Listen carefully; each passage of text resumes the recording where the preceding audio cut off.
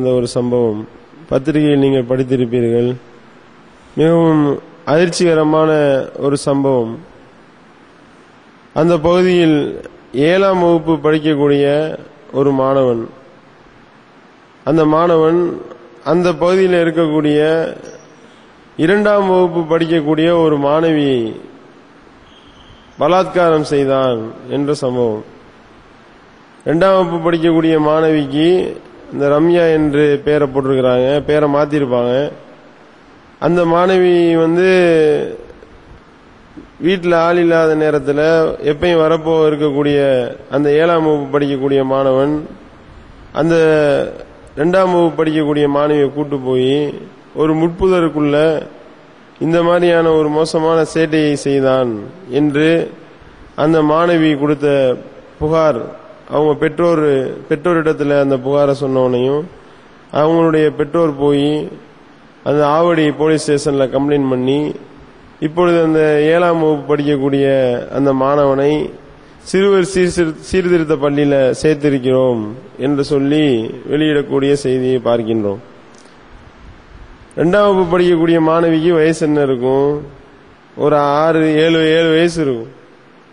7ஆம் வகுப்பு படிக்கிறவனுக்கு எத்தனை இருக்கும்? ஒரு 12 வயசு இருக்கும். 12 வயசு மாணவன் ஒரு 7 வயசு மாணவியை கற்பழிக்கக்கூடிய ஒரு சூழல்னா இங்க நாட்டில் நிலைமை எங்க போய் கொண்டிருக்கிறது? இந்த அளவிற்கு கேடுகட்ட முறையில மக்களை உருவாக்கி கொண்டிருக்கிறார்கள். இதுக்கெல்லாம் காரணம் என்ன அப்படின்னு பார்த்தா, பிஞ்சிலேயே பழுக்கக்கூடிய ஒரு வேலை.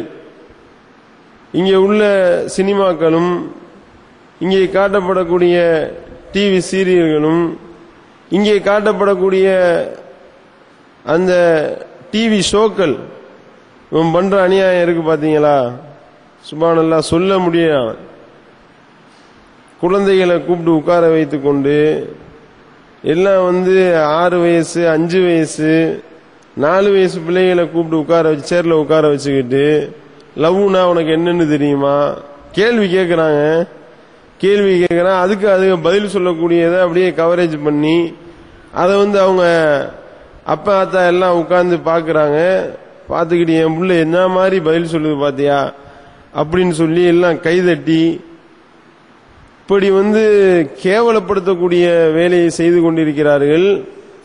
கேட்டா இது டிவி ஷோ, இதை நீங்க மிஸ் பண்ணிடக்கூடாது, இதை கட்டாயம் பாருங்கன்னு சொல்லி இவன் விளம்பரம் கொடுக்கறான். மானம் கெட்டு போய் இது போன்று எவன்லாம் இந்த டிவி ஷோ நடத்துறானோ அவனுடைய பிள்ளைகளெல்லாம் இப்படி அவனாவது தூக்கிட்டு போய் கற்பழிச்சா தெரியும் அவனுக்கு.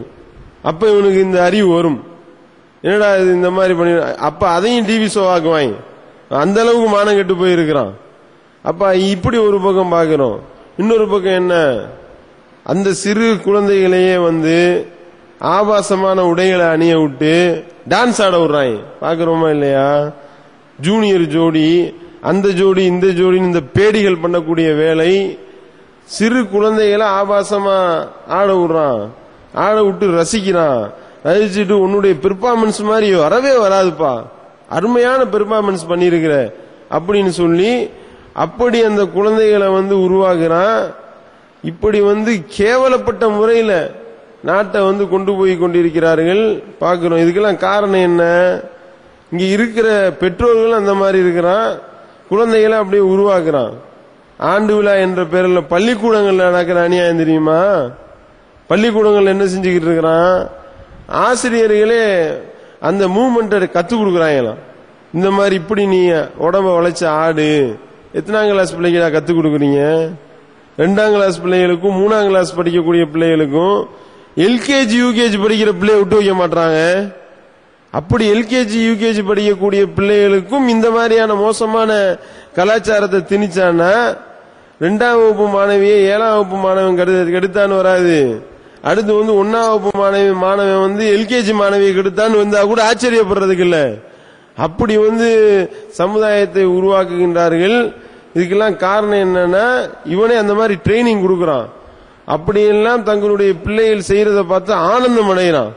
என் பிள்ளை எப்படி பெர்ஃபார்மன்ஸ் பண்ணிச்சு தெரியுமா, என் பிள்ளை எப்படி ஆட்டம் போட்டுச்சு தெரியுமா என்று பெத்த தகப்பனும் தாயும் உட்கார்ந்து இதை கைதட்டி ரசிக்கக்கூடிய கேவலமான ஒரு நடைமுறையை பார்க்கிறோம். இந்த நடைமுறை தொடரும் வரை இப்படிப்பட்ட சம்பவங்கள்லாம் கட்டாயம் நடந்துகிட்டே தான் இருக்கும்.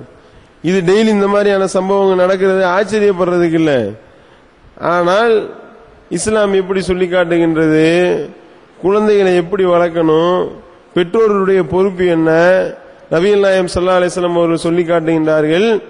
ஒரு விலங்கானது எப்படி ஒரு முழுமை பெற்ற விலங்கை பெற்றெடுக்கின்றதோ அதுபோல இந்த பூமியில் பிறக்கக்கூடிய ஒவ்வொரு குழந்தையும் இஸ்லாமிய மார்க்கத்தில் தான் பிறக்கின்றது. அது ஏகத்துவ கொள்கையில தான் இருக்கு. இஸ்லாமிய மார்க்கத்தில், இயற்கையான மார்க்கமான இஸ்லாமிய மார்க்கத்தில் தான் பிறக்குது. அது யூதர்களாகவோ நசாராக்களாகவோ நெருப்பு வணங்கிகளாகவோ அவருடைய பெற்றோர்கள் தான் மாற்றுகின்றார்கள். பிறக்கிறப்ப எல்லாம் கரெக்டா தான் பிறக்குதுங்க. இவன் தான் அதை யூதனா மாத்துறான், நசராவா மாத்துறான், நெருப்பு வணங்கியா மாற்றி இருக்கின்றான் என்று நபிகள் நாயகம் ஸல்லல்லாஹு அலைஹி வஸல்லம் அவர்கள் சொல்லி காட்டுகின்றார்கள். அல்லாஹ் ஒரு அழகான ஒரு பிரார்த்தனை நமக்கு கற்றுத் தருகின்றான். யக்கூலூன ரப்பனா ஹப்லனா மின் அஸ்வாஜினா வ ذُرِّيَّاتِنَا قُرَّةَ أَعْيُنٍ وَجَعَلْنَا لِلْمُتَّقِينَ إِمَامًا. அவர்கள் கூறுவார்கள், எப்படி பிரார்த்தனை செய்வார்கள், யா அல்லாஹ் எங்களுடைய மனைவிமார்களிடம் இருந்தும் எங்களுடைய குழந்தைகளிடம் இருந்தும் எங்களுக்கு நீ கண் குளிர்ச்சியை ஏற்படுத்துவாயாக. வஜஅல்னா லில்முத்தகீன இமாமா, பயபக்தியாளர்களுக்கு எங்களை முன்னோடியாக நீ ஆக்குவாயாக என்று அவர்கள் பிரார்த்திப்பார்கள் என்று அல்லாஹ் அழகான ஒரு பிரார்த்தனையை கற்றுத்தரான். இந்த பிரார்த்தனையில் ரெண்டு விஷயம் அடங்கி இருக்கின்றது. ஒன்னு, நம்மளுடைய பிள்ளைகளும் நம்மளுடைய மனைவிமார்களும் நமக்கு கண்குளிர்ச்சியாக இருக்க வேண்டும், அப்படி நாம உருவாக்க வேண்டும். அப்படி நாம உருவாக்குறதா இருந்தா அவர்களுக்கு முன்னோடியா நாம திகழ வேண்டும்.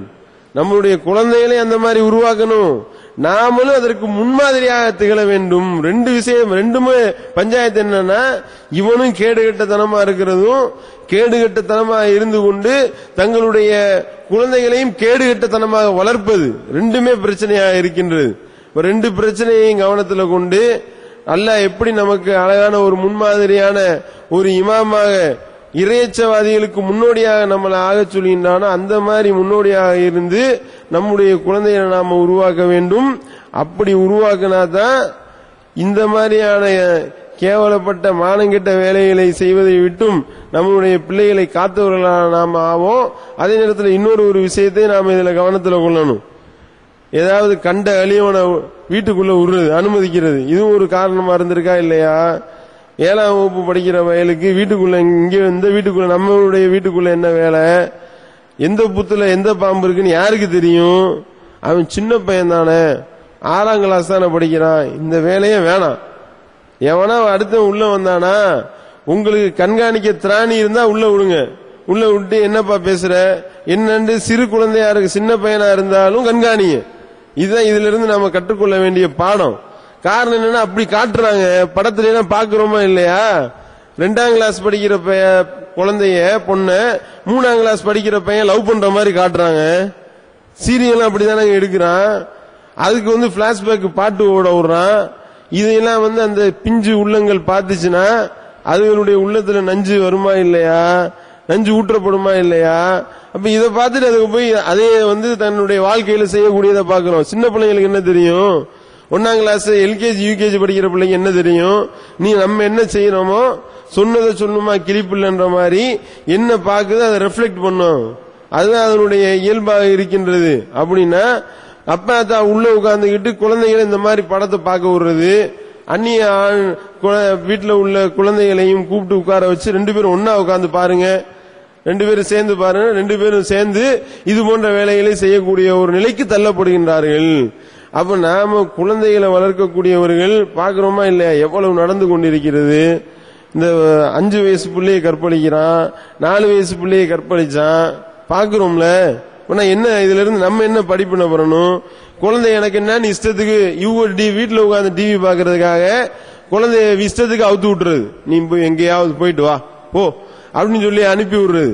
அவன் முற்பதற்கு கூட்டு போயிடறான். இதுதான் நடக்குது.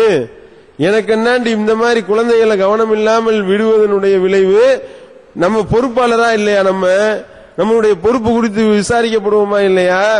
ஒரு நெருப்பை கையில வச்சுக்கிட்டு இருந்தா அது எவ்வளவு கவனமா வச்சுக்கிட்டு இருக்கணும்? தூக்கி தலையில வைப்போமா? தூக்கி கீழே போடுவோமா? தூக்கி எங்கேயாவது பெட்ரோல் இருக்கிற இடத்துல ஊத்தி விடுவோமா? அப்பவே கவனமா வச்சிருப்போம்ல. அந்த மாதிரி நம்மளுடைய பிள்ளைகளை வளர்க்கணும். நம்மளுடைய பிள்ளைகளை கண்ணும் கருத்துமா கண்காணிக்கக்கூடிய பொறுப்பு நமக்கு இருக்கின்றது. அப்படின்னா கண்கொத்தி பாம்பா கவனிக்கிறதுக்கு திராணி இருந்தாதான் அதை அந்த மாதிரியான சிறு பையங்களா இருந்தாலும் உள்ள விடுங்க, இல்லாட்டி விடாதீங்க. உங்களுடைய பிள்ளைங்களே வெளியே விட வேணாம். நீங்க வளர்த்தெடுக்க வேண்டிய பொறுப்பும், ஏன்னா ரசூல் ஸல்லல்லாஹு அலைஹி வஸல்லம் அப்படிதான் சொல்லி காட்டுறாங்க, ஒவ்வொருவரும் பொறுப்பாளிகள்.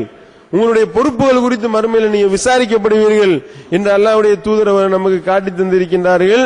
எனவே பெற்றோர்கள் நம்முடைய பொறுப்பை உணர்ந்து அவர்களை இறையச்சமுடையவர்களாக வளர்க்க வேண்டிய பொறுப்பு நம்மிடத்தில் இருக்கின்றது என்பதை கவனத்தில் கொண்டு நம்முடைய குழந்தைகளை நாம் வளர்க்க வேண்டும் என்று கேட்டு நிறைவு செய்கின்றேன். வாயிதவானா அல்ஹம்துலில்லாஹி ரப்பில் ஆலமீன்.